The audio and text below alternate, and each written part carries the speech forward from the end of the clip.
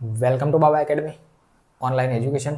હું ગૌરવ મકવાણા બાબા એકેડમીના online platform પર આપ સર્વે વિદ્યાર્થી મિત્રોનું હાર્દિક સ્વાગત કરું છું. તો આપણે ભણી રહ્યા છે ધોરણ 9, વિષય છે ગણિત, જેમાં પ્રકરણ નંબર છે 10. પ્રકરણ નંબર 10 જેનું નામ છે હેરોનનું સૂત્ર, જેમાં 10.1માં લાસ્ટ લેક્ચરની અંદર દાખલા નંબર 1 અને 2 ભણ્યા હતા. આજે દાખલા નંબર 3 અને 4 જોઈશું. બરાબર, 3ની રકમ આપી છે, મેં લખી નાખી છે. આકૃતિ પણ જે પ્રમાણે પુસ્તકમાં આપી એ પ્રમાણે દોરી છે. બરાબર, આમ બોર્ડર બતાવી નથી આપણે, કારણ કે ત્રિકોણથી મતલબ છે. બરાબર, ચાલો એટલા માટે રકમ શું કહેવા માંગે એને સમજીએ. એક બગીચામાં એક લપસણી છે. બરાબર, લપસણી કેવી રીતે હોય? ક્રોસમાં હોય. બરાબર, લપસણી છે. તેની એક બાજુની દિવાલ કોઈ રંગથી રંગી અને તેના પર keep the park green and clean આવું લખેલું છે. બરાબર, keep the park green and clean એવો સંદેશ લખેલ છે. જો દિવાલની બાજુના માપ તમને આપી દીધા, એક બાજુ 15, એક બાજુ 11 અને એક બાજુ 6 મીટર હોય. બરાબર, 15 મીટર, 11 મીટર અને 6 મીટરની હોય તો રંગેલ દિવાલનું ક્ષેત્રફળ શોધો. જેટલો ભાગ કલર કરેલો છે એનું શું શોધવાનું છે? ક્ષેત્રફળ શોધવાનું છે, એવું આપણને કહેવા માંગે છે. જો હવે આપણને ખબર છે હેરોનનું સૂત્ર, એની અંદર શું શું સૂત્ર હોય? વર્ગમૂળમાં s કૌંસમાં s - a, s - b અને s - c. બરાબર, તો s એટલે શું? અર્ધ પરિમિતિ. અર્ધ પરિમિતિ એટલે ક્યારે ખબર હોય? બધી બાજુનો માપ ખબર હોય ત્યારે. તો તમને 3 માપ આપેલા છે. બરાબર, તો અહીંયા લખીએ. બરાબર, આ એક બાજુ છે 15 મીટર, તો આપણે લખીએ કે a બરાબર એક બાજુ 15 મીટર, બીજી બાજુ 11 મીટર, તો b બરાબર 11 મીટર અને ત્રીજી બાજુ c બરાબર 6 મીટર. ચલો, 3 માપ આપેલા છે. બોલો રેડી? તો આના પરથી તમને પરિમિતિ અને અર્ધ પરિમિતિ પણ મળે. બરાબર, તો ડાયરેક્ટ આપણે પરિમિતિ શોધવાની જરૂર નથી, અર્ધ પરિમિતિ લખવાની. લખીએ અર્ધ પરિમિતિ. અર્ધ પરિમિતિ, અર્ધ પરિમિતિને શું કહેવાય? s. અર્ધ પરિમિતિ એટલે બધી બાજુનો સરવાળો ભાગ્યા 2 એટલે અડધા કરી દેવાના. તો કે a plus b plus c અને એના કરી દેવાના અડધા. ચલો, માટે s બરાબર a એટલે 15, b એટલે 11 અને c એટલે 6 ભાગ્યા 2. ચલો, 3 3 નો સરવાળો કેટલો થાય? 4 15 30 31 ને 32. બરાબર, 30 31 ને 32, 30 ના છેદમાં 2, 32 ના અડધા એટલે કેટલા થઈ જશે? s બરાબર 16 દુ 32, 16 મીટર. અર્ધ પરિમિતિ s કેટલી થઈ? 16 મીટર. રેડી? ક્લિયર? ચાલો, તો હવે શું શોધવાનું?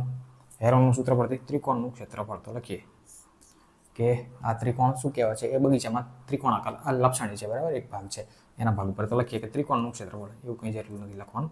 ત્રિકોણ, આપેલ ત્રિકોણ, આપેલ ત્રિકોણાકાર ભાગનું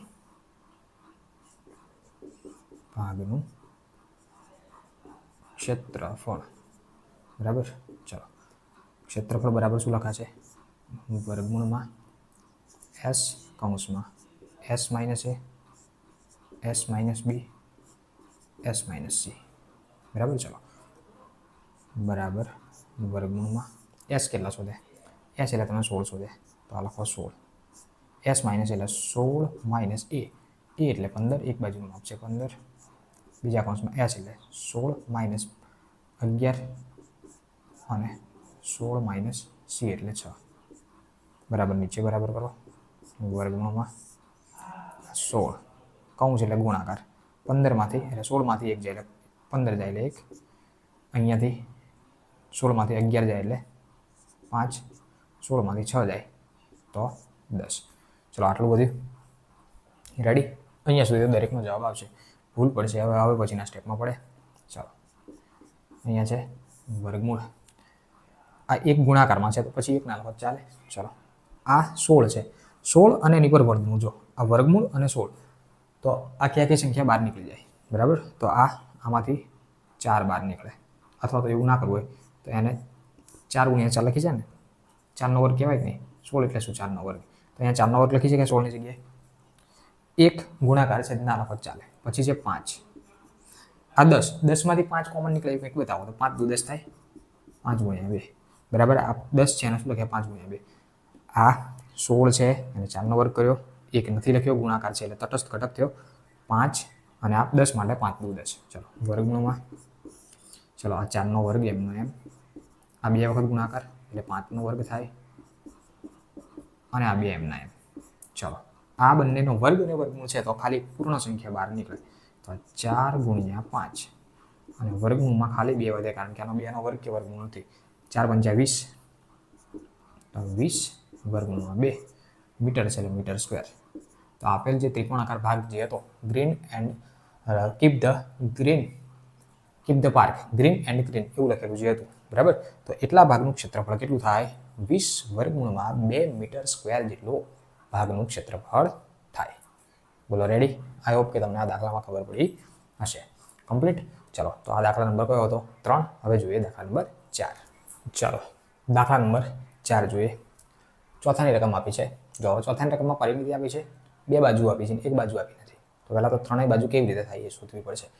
રકમમાં લખ્યું છે જો ત્રિકોણની પરિમિતિ 42 સેમી હોય, 2 બાજુઓમાંથી એક બાજુ 18 સેમી અને બીજી બાજુ 10 સેમી હોય તો તેનું ક્ષેત્રફળ શોધો. ક્ષેત્રફળ તો આપણે શોધવાનું નથી પણ પહેલા તો ત્રણ બાજુ ખબર હોવી જોઈએ. જો હું એક ત્રિકોણ દોરું, ચાલો અહીંયા સાઈડમાં આ એક ત્રિકોણ છે બરાબર. નામ આપી દો, નામ તો ચાલે. ચલો A B C. ચાલો ત્રિકોણમાંથી પરિમિતિ એટલે ત્રણ બાજુનો સરવાળો. પરિમિતિ એટલે શું? ત્રણ બાજુનો સરવાળો. એક બાજુ છે 18 સેમી, ધારો કે આ સમજો 18 સેમી, બીજી બાજુ છે 10 સેમી, 10 સેમી. તો ત્રીજી કેટલી થાય? તો આપણને ખબર છે ત્રણનો સરવાળો કઈ દીધો કેટલો? 42. તો આ બંનેનો સરવાળો કરો, આમાંથી કાઢી નાખો એટલે જે વધે આ વધે. ક્લિયર? પહેલા તો એને લખવું પડે કેવી રીતે થાય એ. તો લખીએ ત્રિકોણની પરિમિતિ બરાબર. ત્રિકોણની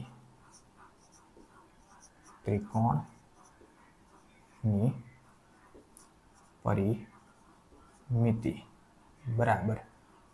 ત્રિકોણની પરિમિતિ બરાબર કેટલી આપી છે? 42 સેમી. 42 સેમી. પણ ત્રિકોણની પરિમિતિ બને કેવી રીતે? ત્રણ બાજુનો સરવાળાથી બને.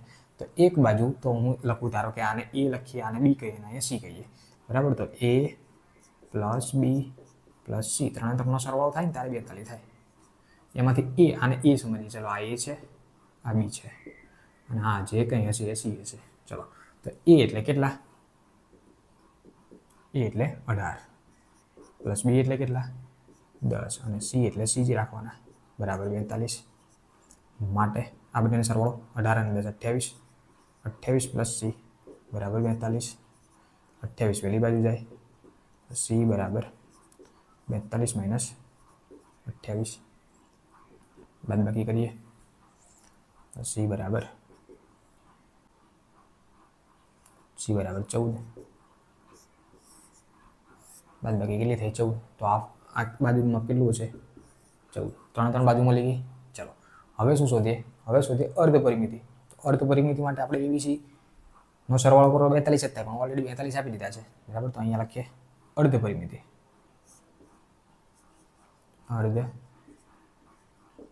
પરિમિતિ જેને S કહેવાય બરાબર. નીચે લખીએ અર્ધ પરિમિતિ S બરાબર તો કુલ પરિમિતિમાંથી કાઢી નાખો. કુલ પરિમિતિ 42 એમાંથી એના અડધા કરી નાખો તો S બરાબર કેટલા થઈ ગયા? 21 દુ 42 એટલે S બરાબર 21 મીટર, સોરી સેન્ટીમીટર છે, 21 સેમી. બોલો ક્લિયર? આટલું કમ્પ્લીટ. ચલો તો A B C ત્રણે ખબર પડી ગઈ, A B અને C. તો હવે ત્રિકોણનું ક્ષેત્રફળનું સૂત્ર મૂકી શકાય. તો લખીએ ત્રિકોણનું ક્ષેત્રફળ. ત્રિકોણનું ક્ષેત્રફળ બરાબર સૂત્ર શું થશે? વર્ગમૂળમાં S કૌંસમાં S minus A, S minus B, S minus C. ચલો બરાબર S એટલે 21 કૌંસમાં 21 માઇનસ A એટલે કેટલા? A એટલે 18 બાજુ. S એટલે 21 માઇનસ B એટલે 10. S એટલે 21 માઇનસ C એટલે કેટલા? આપણે શોધે C ને 14. બોલો રેડી? અહીંયા સુધી કમ્પ્લીટ. ચલો તો હવે બરાબર નીચે બરાબર વર્ગમૂળમાં આ 21 એમને ગુણ્યા આ બંનેને બાદબાકી કરીએ તો 2 અને 1 3 અહીંયા થશે 3 ગુણ્યા આ બંનેને બાદબાકી કરીએ એટલે 10 જાય એટલે 11 વધે આ બંનેને બાદબાકી કરીએ એટલે 6 અને 1 7 વધે. ચલો રેડી. અહીંયા સુધી બધાને વાંધો આવશે નહીં, વાંધો અહીંયા ભાગ પાડવામાં આવશે. ચાલો હવે અહીંયા એવી રીતે ભાગ પાડવાના. જો અહીંયા 21 તો છે અને 3 અને 7નો ગુણાકાર કરો ને એટલે 21 થાય. તો એનો ગુણાકાર જ કરી નાખીએ એટલે 2 મળી જાય. આ 21 અને 3 સિત્તા 21 તો એને ગુણાકાર જ કરી નાખીએ. જો બધામાં પાછું એ પણ મગજમાં વિચાર આવવો જોઈએ. બરાબર, કોના ઉપર વિભાજન કરવાનું છે, કોનો અવયવ પાડવાનો છે અને કોને જોઈન્ટ કરવાનો છે. તો 3 અને 7 કર્યા તો 21 ને 21 બે વખત થઈ ગયા અને 11 પાછા એમને રેડી. પાછું એવું પણ થઈ શકે જો 21 છે ને તો એના ભાગ પાડો 3 અને 7 તો 3 સિત્તા 21 તો આના માટે 3 ગુણ્યા 7 લખી શકાય એટલે 3નો વર્ગ અને 7નો વર્ગ એ રીતે પણ થઈ શકે. બરાબર. ચલો આ એક વખત થયું, આ બાદ લખો બરાબર વર્ગમૂળમાં આ 21નો વર્ગ કહેવાય ગુણ્યા 11. 21નો વર્ગ અને વર્ગમૂળ બહાર નીકળી જાય એટલે ખાલી 21 વધે વર્ગમૂળમાં 11. બોલો રેડી. આ 21 2 અને 1 3 11 14 7 21 7 તારી 21 21 કમ્પ્લીટ. પાછળ સેમી છે તો સેમીનો વર્ગ. તો જે તમને ત્રિકોણનું ક્ષેત્રફળ કીધું હતું તો 21 વર્ગમૂળમાં 11 સેમીનો વર્ગ થાય. આઈ હોપ કે તમને આ દાખલા નંબર 4માં ખબર પડી હશે. બરાબર. તો દાખલા નંબર 3 અને 4 આપણે આ લેક્ચરમાં પૂરા કર્યા. બરાબર. આઈ હોપ કે તમને બંનેમાં ખબર પડી હશે. તો આ લેક્ચર અહીંયા સુધી રાખીએ છીએ. સો થેન્ક્સ ફોર અટેન્ડિંગ.